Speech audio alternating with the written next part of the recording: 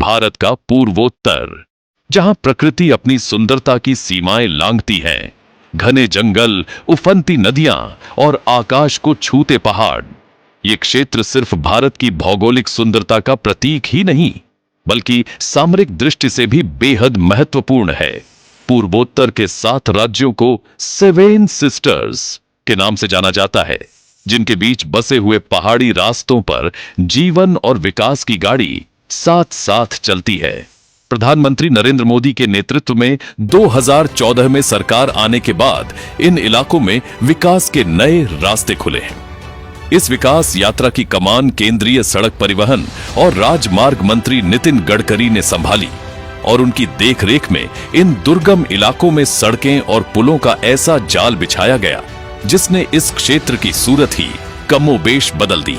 राज्य में सड़कों के विस्तार की बात करें तो यहां राष्ट्रीय राजमार्ग नेटवर्क की कुल लंबाई 725 किलोमीटर है, जिसमें से 255 किलोमीटर का प्रबंधन राज्य के national highways and infrastructure development corporation limited NHIDCL कर रहा है।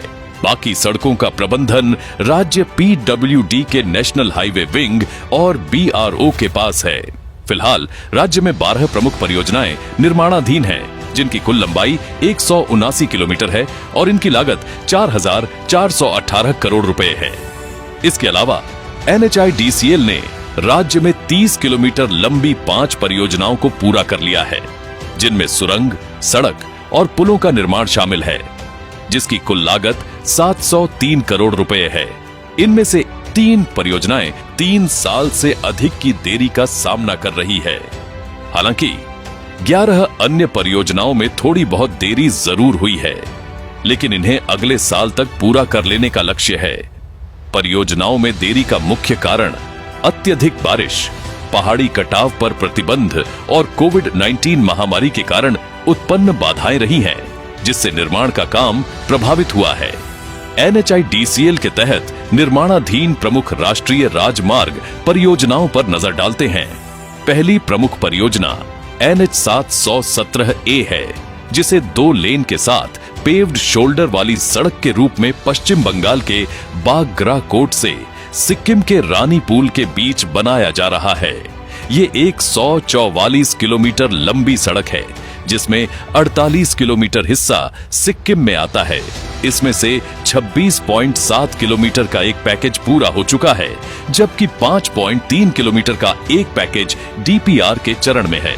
बाकी के 2 पैकेजों की प्रगति 50.78% से 63.89% के बीच है। दूसरी परियोजना NH 717B है, जो रेनॉक से मेनला के बीच 2 लेन वाली सड़क के रूप में बनाई जा रही है। ये 89 किलोमीटर लंबी सड़क है, जिसकी कुल लागत 1,293 करोड़ रुपए है। इस हाईवे को 6 पैकेजों में बांटा गया है, जिसमें से एक पैकेज 15 किलोमीटर DPR के चरण में है और बाकी 5 पैकेजों की प्रगति 35% से 77% तक है। तीसरी परियोजना NH 510 है, जिसे सिंगटम से ग्यालशिंग के बीच 2 लेन के साथ पेव्ड शोल्डर वाली सड़क के रूप में बनाया जा रहा है। 90 किलोमीटर लंबी इस सड़क की कुल लागत 1,891.623 करोड़ रुपए है। इसे 6 पैकेजों में बांटा गया है, जिसमें 1.1 किलोमीटर का एक पैकेज भौतिक रूप से पूरा हो चुका है, जबकि बाकी पैकेजों की प्रगति 46% से 97% तक है। चौथी प्रमुख परियोजना NH 10 है, जिसे रानीपुल से रंगपो के बीच 28 किलोमीटर लंबी सड़क के रूप में विकसित किया जा रहा है। ये परियोजना वर्तमान में DPR चरण में है और इसके 2025 के फरवरी तक आवंटित होने की उम्मीद है। इसके अलावा राज्य के PWD के NH विंग और BRO कई अन्य सड़क और पुल परियोजनाओं पर भी काम कर रहे हैं। इन सभी परियोजनाओं की गति संतोषजनक है।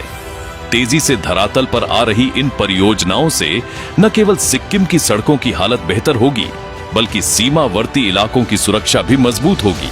प्रधानमंत्री नरेंद्र मोदी और केंद्रीय मंत्री नितिन गडकरी के भागीरथी प्रयासों से यहाँ की हर सड़क, हर पुल और हर विकास परियोजना इस बात का प्रमाण है कि कठिनाइयां चाहे कितनी भी हो, सही नेतृत्व और संकल्प से विकास की राह हमेशा निकलती है।